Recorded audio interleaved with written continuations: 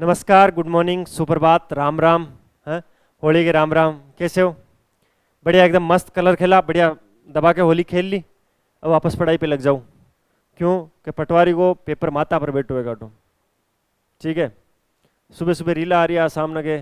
शेर, पटवारी और ग्राम सेवक का पेपर है, लेकिन शेर को बिल्कुल खौफ नहीं है। शेर अपने हिसाब से ज़िंदगी जिएगा है। शेर ऐसे मत करो आप। ग्राम सेवक पटवारी का पेपर आ गया है। रीट का पेपर अगले साल जनवरी में होगा, मेंस का। उससे पहले बहुत सारे पेपर हैं, 4th ग्रेड का पेपर है। सब में राजस्थान और इंडिया करंट अफेयर पूछा जाएगा, इसीलिए मेरी रेगुलर आपको क्लास मिलती है।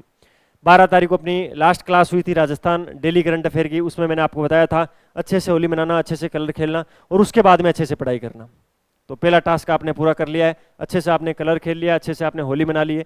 अब दूसरे टास्क पे लग जाओ, अच्छे से पढ़ाई करने वाले पे। ठीक है।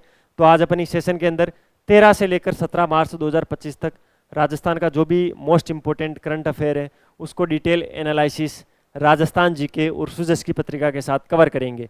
आप राजस्थान में किसी भी गवर्नमेंट एग्जाम की तैयारी कर रहे हो, प्रत्येक एग्जाम की दृष्टि से ये क्लास बहुत इंपॉर्टेंट है। इस क्लास से बाहर ना तो आपको इंडिया करंट अफेयर में, ना ही आपको राजस्थान करंट अफेयर में सिंगल क्वेश्चन बाहर देखने को मिलेगा। सारे क्वेश्चन इस क्लास में से मैच होते हैं। अभी जो अपना आरएस का प्री का पेपर हुआ था उतना टफ क्वेश्चन पेपर आया था, फिर भी मैंने एक एक क्वेश्चन आपको यहाँ पर मैच करवाया था। आपको पता होना चाहिए सिंगल क्वेश्चन करंट अफेयर में अपनी क्लास से बाहर नहीं गया था। तो आपको सारी चीज़ों का ध्यान रखना है। इस क्लास की पीडीएफ आपको जरूर लेना है, क्योंकि पीडीएफ में प्रत्येक क्वेश्चन के नीचे डिटेल एनालिसिस सिस्टमेटिक तरीके से लिखा हुआ मिल जाएगा। पीडीएफ बिल्कुल फ्री ऑफ कॉस्ट है। पीडीएफ के आपको कोई चार्ज नहीं देने, आपको कोई पैसे नहीं देने, बस तरीका आपको जान लेना है पीडीएफ मिलेगी कैसे, जो कि मैं इस क्लास के अंत में वो तरीका भी मैं आपको बता दूंगा। चलिए पहले आज की क्लास को शुरू करते हैं। राज्य में लाडो प्रोत्साहन योजना के तहत गरीब परिवारों की बालिकाओं के जन्म पर दिए जा रहे सेविंग बॉन्ड की राशि को बढ़ाकर कितना किया गया? देखो, पहले सेविंग बॉन्ड दिया जाता था 1 लाख रुपए लाडो प्रोत्साहन योजना के अंदर। अब उसको बढ़ाकर 1,50,000 रुपए कर दिया है। तो इसके अंदर ये 1 लाख भी आपको पता होना चाहिए, 1,50,000 भी आपको याद होना चाहिए। अंतर्राष्ट्रीय महिला दिवस जब मनाया गया था, उस पर जो राज्य स्तरीय महिला सम्मान समारोह हुआ था, उसमें लाडो प्रोत्साहन योजना के माध्यम से गरीब परिवारों की बालिकाओं के जन्म पर दिए जाने वाला 1 लाख रुपए का जो सेविंग बॉन्ड है उसकी राशि को बढ़ाकर 1,50,000 रुपए करने का ऐलान कर दिया है। किसने किया है? भजनलाल शर्मा जी ने किया है। बोला कि 1 लाख की जगह हम 1,50,000 रुपए देंगे। इस योजना के अंतर्गत पहले होता क्या था, 7 किस्तों में 1 लाख रुपए दिए जाते थे। अब इन्हीं 7 किस्तों में कितने, 1.5 लाख रुपए दिए जाएंगे। लाडो प्रोत्साहन योजना की सेविंग राशि को बढ़ाया गया है। ये चीज आपको ध्यान रखना है। लाडो प्रोत्साहन योजना में क्या होता है वो इस क्वेश्चन को पढ़ के आप समझ में भी आपको आ रहा होगा।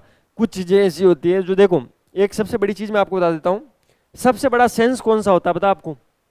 नॉन सेंस नहीं, कॉमन सेंस होता है। तो कॉमन सेंस यही है कि इसमें जो चीज लिखी है उसको आप अच्छे से पढ़ो। तो इस योजना को अलग से पढ़ने की क्या रिक्वायरमेंट है भाई? बालिका के जन्म पर एक सेविंग बॉन्ड दी जाती है। किसमें? लाडो प्रोत्साहन योजना के अंदर। पहले 1 लाख रुपए की दी जाती थी, 7 किस्तों में दी जाती थी। अब उसको 1.5 लाख रुपए में दी जाएगी। इससे आप क्वेश्चन कर लोगे, ये चीज, ये गारंटी मेरी है। ठीक है, ये चीज आपको ध्यान रखनी है। अगला क्वेश्चन, केंद्र सरकार की ओर से दिल्ली के विज्ञान भवन में सशक्त पंचायत नेत्री अभियान के तहत राजस्थान की किस महिला सरपंच को सम्मानित किया गया? देखो, राजस्थान की एक महिला सरपंच को सम्मानित किया गया। मैं सीधा भी पूछ सकता था, लेकिन जो मैंने इस क्वेश्चन के ऊपर जो डाटा से आपको कुछ चीजें बताने की कोशिश करा, उसको समझने की कोशिश करो। केंद्र सरकार की ओर से इस प्रोग्राम को चलाया गया। दिल्ली के विज्ञान भवन के अंदर यह कार्यक्रम हुआ था। सशक्त पंचायत नेत्री अभियान इसका नाम था। तो आपसे ये भी पूछा जा सकता है, सशक्त पंचायत नेत्री अभियान है वो कहाँ पर आयोजित हुआ था? तो दिल्ली के विज्ञान भवन के अंदर। किसने? केंद्र सरकार ने इसको आयोजित किया था। इसके तहत राजस्थान की एक महिला सरपंच है सविता राठी, जिनको सम्मानित किया गया है। ये चीज आपको ध्यान रखनी है। अब इंपॉर्टेंट ये बनता है, सविता राठी कहाँ की सरपंच है? गोपालपुरा की सरपंच है ये। अच्छा, गोपालपुरा ये त्रिवेणी रिद्धि सिद्धि से आगे जो गोपालपुरा आता है वहाँ के नहीं भाई, ये गोपालपुरा पंचायत पड़ती है चूरू के अंदर। चूरू के गोपालपुरा पंचायत की सरपंच है सविता राठी, उनको ये सम्मान दिया गया है। ठीक है, क्यों दिया गया है? पंचायत में नवाचार करने वाली महिलाओं को इसके अंदर सम्मानित किया गया था सशक्त पंचायत नेत्री अभियान के अंदर। यानी कोई नए नए ऐसे कार्यक्रम पंचायत के अंदर आयोजित करवाने वाली जो महिला सरपंच थी उनको दिया गया था। तो राजस्थान की तरफ से सविता राठी, जो कि गोपालपुरा चूरू की पंचायत है। ठीक है। अच्छा, राजस्थान की एकमात्र महिला सरपंच है जिन्हें पंचायत में बेहतरीन कार्य करने के लिए सम्मान दिया गया, इसलिए ये सविता राठी का नाम इंपॉर्टेंट है। गोपालपुरा चूरू की ये सरपंच है। दिल्ली के विज्ञान भवन में सशक्त पंचायत नेत्री अभियान चल रहा था, उसके तहत ग्राम पंचायत में नवाचार करने वाली महिलाओं को सम्मानित किया जा रहा था, और हमारी जो सविता राठी है उनको ये सम्मान दिया गया है। ये चीज़ आपको ध्यान रखनी है।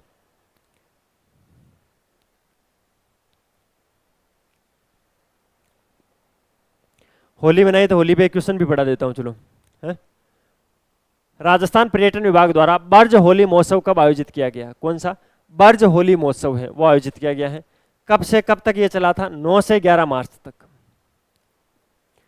उत्तर भारत में जो प्रमुख उत्सव है, उस उत्तर भारत के, मैं राजस्थान की भी बात नहीं कर रहा हूँ, उत्तर भारत की बात कर रहा हूँ, उस शब्द को आप पकड़ो। उत्तर भारत के प्रमुख उत्सवों में शुमार है बर्ज की होली, और इसका महोत्सव है राजस्थान के भरतपुर में डींग जिले के अंदर 9 से 11 मार्च तक किया गया था। कामा में भरतपुर के अंदर भी इसको मनाया गया था। राजस्थान पर्यटन विभाग, जिला प्रशासन भरतपुर एवं डीग के संयुक्त तत्वाधान से इसको आयोजित किया गया था। ठीक है, 9 मार्च से डींग से इसकी शुरुआत डींग से हुई थी, ये चीज आपको ध्यान रखनी। शुरुआत कहाँ से हुई थी? शुरुआत डींग से हुई थी। 9 मार्च को डींग से शुरू हुई थी। उत्तर भारत की सबसे फेमस होली है ये बर्ज होली महोत्सव, जो कि राजस्थान के भरतपुर व डींग जिले के अंदर 9 से 11 मार्च तक डींग व कामा भरतपुर के अंदर मनाई गई थी। राजस्थान पर्यटन विभाग, इसके अलावा जिला प्रशासन भरतपुर एवं डींग के तत्वाधान से इसको मनाया गया था। पहले भरतपुर डींग अलग अलग नहीं हुआ करते थे, अब अलग अलग हो गए, तो भाई मुझे अलग अलग पढ़ाने पड़ेंगे। ये एक बड़ा लफड़ा हो गया ना जिले इधर उधर होने से। फिर कोई दिक्कत नहीं, आपको 9 से 11 मार्च याद रखना, डींग से इसकी शुरुआत हुई थी। ये शब्द आपको अच्छे से पकड़ लेना है। अब चलो भाई नेक्स्ट क्वेश्चन पे, आज का अपना अगला क्वेश्चन क्या कहता है। ऑपरेशन गरिमा पहले भी चल रहा था, अब इसको वापस चलाया गया भाई। पढ़ो क्वेश्चन। राजस्थान में राज्य व्यापी अभियान यानी पूरे राज्य में चलाया जा रहा है। ऑपरेशन गरिमा कब चलाया गया? ये भाई राज्य व्यापी लिखा है, लेकिन ये पूरे राज्य में चलता नहीं है। ऑपरेशन गरिमा है वो जयपुर पुलिस के द्वारा चलाया जा रहा है। क्या? जयपुर पुलिस के द्वारा चलाया जा रहा है ऑपरेशन गरिमा। कब से कब तक? 1 मार्च से 15 मार्च तक ये चला था। इसमें क्वेश्चन में पूछा कब तक चलाया गया, तो 15 मार्च तक चलाया गया, 1 मार्च से।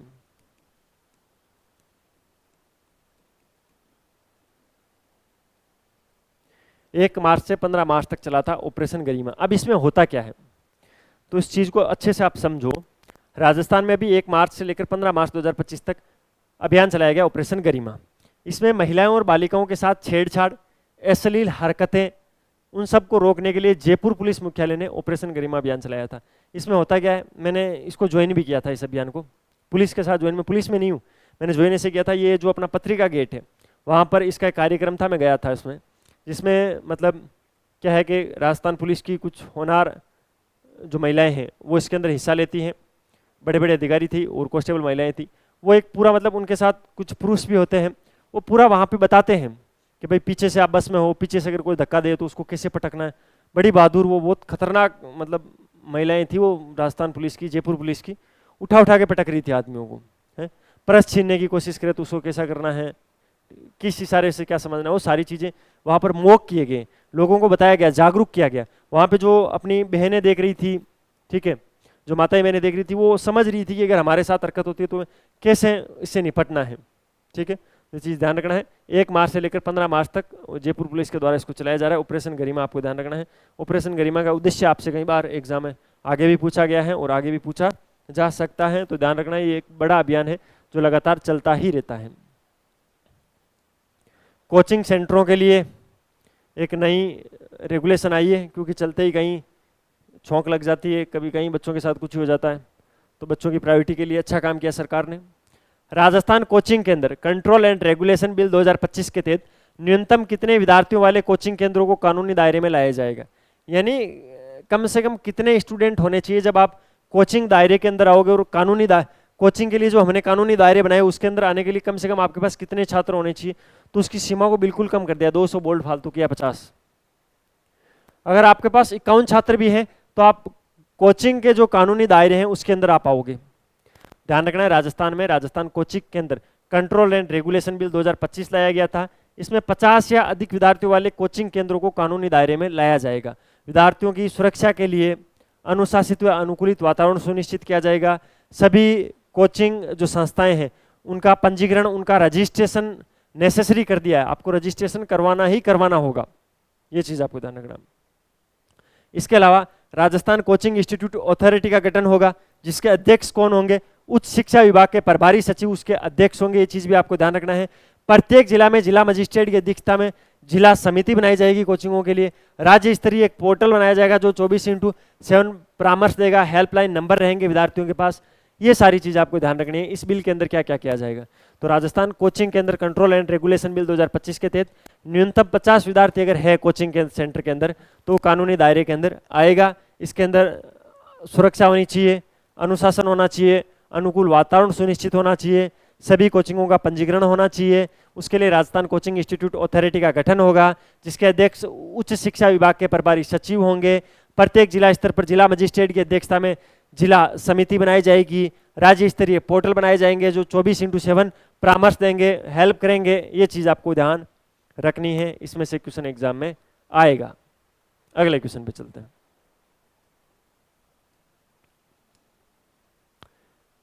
राजस्थान में नई ग्राम सेवा सहकारी समिति की स्थापना के लिए अब न्यूनतम सदस्य संख्या 300 के स्थान पर कितनी की गई है।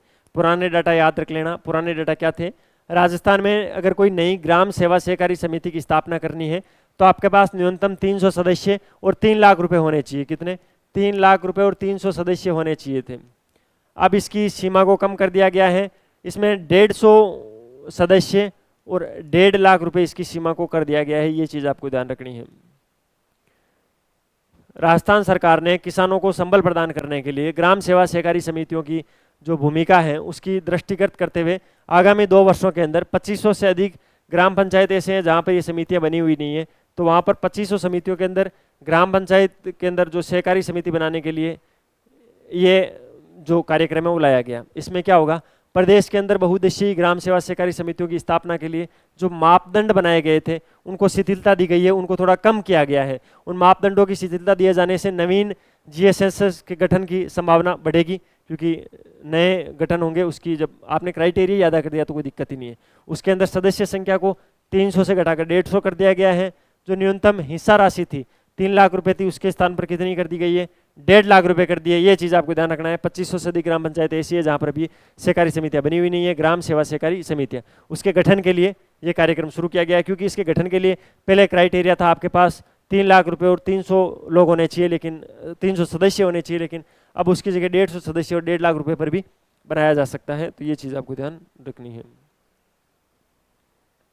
आईफा हो गया है, लाल कारपेट पे आपने खूब सारा ग्लैमर देख लिया। 2-3 दिन तो ऐसा माहौल रहा, इंस्टाग्राम पे जाए तभी ऐसे मतलब वो लाल कारपेट पे चल रहे।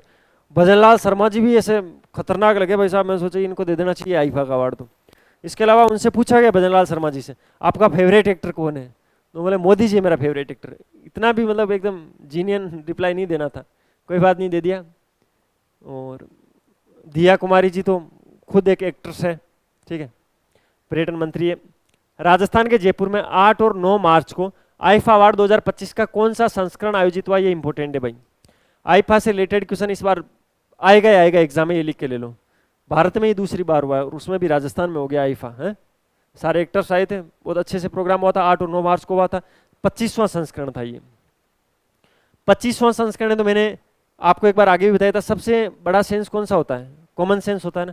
25वां संस्करण, इसका मतलब आईफा अवार्ड की शुरुआत कब हुई थी, शुरुआत हुई थी 2000 के अंदर।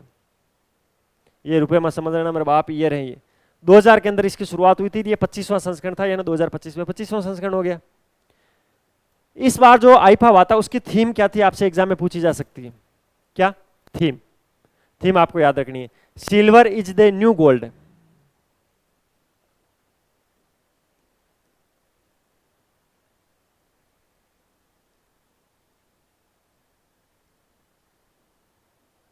Silver is the new gold क्या थी, थीम थी 25 पे आईफा अवार्ड की। ये चीज आपको ध्यान रखनी है। 8 और 9 मार्च को आईफा अवार्ड 2025 का 25वां संस्करण आयोजित किया गया। इंटरनेशनल इंडिया फिल्म अकेडमी, जिसको आईफा शॉर्ट में बोलते हैं, इस आईफा अवार्ड की फुल फॉर्म बता रहा हूँ, इंटरनेशनल इंडियन फिल्म अकेडमी पुरस्कार इसको बोलते हैं। सिल्वर इज द गोल्ड इसकी थीम रखी गई थी। सीतापुरा जयपुर के अंदर जो एग्जीबिशन एंड कन्वेंशन सेंटर बना हुआ है, जेईसीसी जो बना हुआ है, उसके अंदर आईफा का जो 25वां अवार्ड शो है उसकी शुरुआत हुई। 8 मार्च को इसमें शुरुआत हुई थी और 2000 से इस कार्यक्रम को किया जा रहा है। ये चीज आपको ध्यान रखनी है। ये क्या भाई, सुजस की पत्रिका है। अब इतने दिनों की 5 दिनों की एक साथ सुजस की पत्रिका पढ़ाऊंगा ना तो ये क्लास हो जाएगी 2 घंटे की। तो अब क्या करेंगे, आज मैंने 2 दिन की सूजस की पत्रिका आपको पढ़ा दी, कल 2 दिन की ऐसे करके अपन अगले 4 दिनों में उस रिटर्न को एकदम एग्जैक्ट वापस लाइन पे ले आएंगे, हैं? तो पढ़ो क्या है। माँ योजना पैकेज और बजट बढ़ाया। माँ योजना का पैकेज बढ़ाया है और उसके साथ में बजट स्वास्थ्य के क्षेत्र में बढ़ाया गया है। वर्तमान सरकार के पहले बजट में स्वास्थ्य के लिए 8.26% का बजट बढ़ाया गया है। ये चीज एग्जाम में पूछी जाती है कई बार। जन जन के स्वास्थ्य का रखा ख्याल, स्वास्थ्य सुविधाओं का विस्तार करने पर राज्य बजट में विशेष जोर दिया गया है। प्रदेश में जन जन के स्वास्थ्य का ध्यान रखने के लिए मुख्यमंत्री आयुष्मान आरोग्य योजना के साथ ही आमजन की निःशुल्क जांच एवं दवा के लिए 3,500 करोड़ रुपए का माँ कोष गठित किया गया जाएगा। कितना? 3,500 करोड़ का माँ कोष होगा। 70 वर्ष से अधिक आयु के लोगों के विशेष केयर पैकेज, किशोरों के मनोवैज्ञानिक स्वास्थ्य के पैकेज, ओरल कैंसर के पैकेज, विशेष योग्यजनों के लिए पैकेज इस योजना में जोड़े जाएंगे। ट्रक, बस ड्राइवरों तथा दर्जी, बढ़ई, नाई आदि की कारीगरी की आंखों की जांच कर निःशुल्क चश्मे उपलब्ध कराने के लिए माँ नेत्र वाउचर योजना लागू की जाएगी। क्या? माँ नेत्र वाउचर योजना। बहुत इंपॉर्टेंट कटिंग है, इसलिए मैं पूरी पढ़ा रहा हूँ। जो इंपॉर्टेंट नहीं होती उसकी मैं हेडलाइन पढ़ के निकल जाता हूँ, ठीक है। 11,655 स्वास्थ्य केंद्र व आयुष्मान आरोग्य मंदिर बने हैं। वर्तमान राज्य सरकार स्वास्थ्य के क्षेत्र के प्रति कितनी संवेदनशील है, इसका अनुमान इससे लगाया जा सकता है कि वर्ष 2024-25 में 27,660 करोड़ रुपए का प्रावधान किया गया है, जो कुल बजट का 8.26% था और अब तक का स्वास्थ्य के क्षेत्र में सार्वजनिक बजट प्रावधान था। अब देखो, अब तक का स्वास्थ्य के क्षेत्र में सार्वजनिक बजट प्रावधान को बोल्ड किया है इन्होंने, खुद ने बोल्ड किया, इसका मतलब एग्जाम में आएगा। पूर्ववर्ती सरकार के अंतिम बजट में स्वास्थ्य के क्षेत्र में 22,572 करोड़ रुपए का प्रावधान किया गया था, जो कि कुल बजट का मात्र 4.73% था। वर्ष 2025-26 के लिए राज्य सरकार 28,865 करोड़ रुपए का बजट प्रावधान किया है। पूर्ववर्ती सरकार के समय चिरंजीवी योजना में 25 लाख रुपए तक का उपचार उपलब्ध कराने का खूब प्रचार किया गया, लेकिन केवल 2 लोगों को ही अधिकतम 13 लाख रुपए तक का उपचार मिल सका। कैसे कैसे आंकड़े लाते हैं यार, बोले 2 ही लाख तो भगवान बचाएं यार, क्यों दिलवाएं 25 लाख का? 25 लाख का चिरंजीवी पैकेज आप चाहते हो कि मैं बीमार पड़ूं मेरे 25 लाख रुपए लगे? कैसे कैसे आदमी है यार। पूर्ववर्ती सरकार के समय वर्ष 2023 में इस योजना का बजट 22,000 करोड़ रुपए था, कि जो वर्ष 2024 में बढ़ाकर 3,300 करोड़ रुपए कर दिया गया है। और इस वर्ष इस बजट को 3,500 करोड़ रुपए का माँ कोष गठित किया गया है। चिरंजीवी योजना में 1,806 पैकेज थे, जबकि माँ योजना में 2,370 पैकेज है। बड़े अस्पतालों की 70% आय माँ योजना से हो रही है। तो ये जो माँ योजना है चिरंजीवी योजना की जगह, इसको अच्छे से पढ़ लेना, इन दोनों का फर्क बता रहा है इसके अंदर। माँ योजना में प्रतिदिन औसतन 8200 रोगियों 9.42 करोड़ रुपए की राशि का उपचार मिल रहा है। माँ योजना में आगामी 2 माह में इंटर स्टेट पोर्टेबिलिटी शुरू कर दी जाएगी। इसके बाद दूसरे राज्यों के नागरिक भी राजस्थान आकर उपचार ले सकेंगे। आगामी 6 माह में राजस्थान के नागरिक दूसरे राज्यों में जाकर माँ योजना के तहत उपचार ले सकेंगे। ये भी बढ़िया है, अगर आप राजस्थान के हो तो दूसरे राज्य में भी ये माँ योजना लागू कर दी जाएगी। पूर्ववर्ती सरकार के समय प्रदेश में स्थापित 160 एफआरयू में से केवल 87 ही क्रियाशील थे। वर्तमान सरकार ने इसमें पीडियाट्रिक एनेस्थेसियस एवं गायकोनोलॉजिस्ट के पद भरते हुए 129 क्रियाशील कर दिए हैं। पूर्ववर्ती सरकार सवाई मानसिंह अस्पताल परिसर में आयुष्मान टावर की नींव रख गई थी। वर्तमान सरकार 1100 करोड़ रुपए से लागत से इसका निर्माण पूरा करवा रही है। बोले उन्होंने नींव रखी थी, हम पूरा करवा रहे हैं, ये अच्छी चीज है, ऐसा होना चाहिए, विकास तभी होगा। आगे क्या है भाई, शिक्षा के क्षेत्र में अभी क्या है कि बजट के बाद में बजट घोषणा पर चर्चा हो रही है ना, तो ये सारी चीज आ रही है। Swami Vivekanand scholarship for academic excellence योजना, उच्च शिक्षा देश विदेश में अध्ययन के लिए 285 विद्यार्थियों को 100 करोड़ रुपए की छात्रवृत्ति, ये चीज आपको ध्यान रखनी है। प्रारंभिक शिक्षा मातृभाषा में शिक्षा प्रदान करने के लिए शब्दकोश तैयार कर दिया गया है, ये चीज आपको ध्यान रखनी है। बाकी शिक्षा के अंदर क्या क्या किया, रीट की परीक्षा में क्या किया है, 100 मीटर के दायरे के अंदर क्या क्या आप संचालित नहीं कर सकते हो, ठीक है। ये सारी चीज़ें मैंने आपको पढ़ा रखी हैं और ये रिवीजन है, तो इसका रिवीजन आप अच्छे से कर लेना, ये कोई नई चीज़ नहीं है, ठीक है। ये था भाई 13 से लेकर 17 मार्च 2025 तक का राजस्थान का करंट अफेयर, जिसको मैंने सूजस की पत्रिका के साथ आपको कवर करवाने की कोशिश की। अगर आपको वीडियो की क्वालिटी, कंटेंट की क्वालिटी और हमारी मेहनत अच्छी लग रही है तो लाल वाला बटन दबाकर चैनल को सब्सक्राइब करना, बेल वाला आइकन प्रेस करना, उससे नई वीडियो की नोटिफिकेशन आपको मिलेगी, हमें मोटिवेशन मिलेगा। अच्छे अच्छे कमेंट किया करो जिससे हमें अच्छा लगता है। ये नंबर है 9887809083। आपको इस पर कॉल या मैसेज करना है, सर आपकी जो डेली करंट अफेयर की क्लास होती है उसकी में पीडीएफ चाहिए। पीडीएफ मिलेगी, बिल्कुल फ्री ऑफ कॉस्ट पीडीएफ मिलेगी आपको, उसको अलग से कोई चार्ज नहीं देना है, ठीक है। ये चीज़ आपको ध्यान रखना है। व्हाट्सएप पर मिलेगी, एक बार मैसेज कर देना, फिर आपको रेगुलर मिलती रहेगी 9887809083। ये हमारी वेबसाइट है, इसको जरूर चेकआउट करना।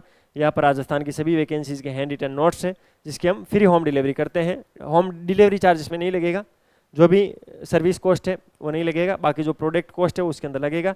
ये चीज़ आपको ध्यान रखनी है। बहुत ही शानदार नोट्स आप जाके चेकआउट कर सकते हो, सैंपल डाउनलोड कर सकते हो, अपने घर पे मंगवा सकते हो। कैश ऑन डिलीवरी का इसमें ऑप्शन रहेगा। ये अपना इंस्टाग्राम हैंडल है, जिसको आप जरूर फॉलो करेंगे, क्योंकि वहाँ पर इंडिया जीके की शॉर्ट क्वेश्चंस आते हैं, बाकी बहुत सारी तमाम चीज़ें मिलती है, तो आप इसको भी फॉलो कर लेना, इंस्टाग्राम को भी। ठीक है, मिलते हैं कल फिर नए सेशन के साथ। तब तक अपनी तैयारी जारी रखो, अपने स्वास्थ्य का ध्यान रखो। टेक केयर, जय हिंद।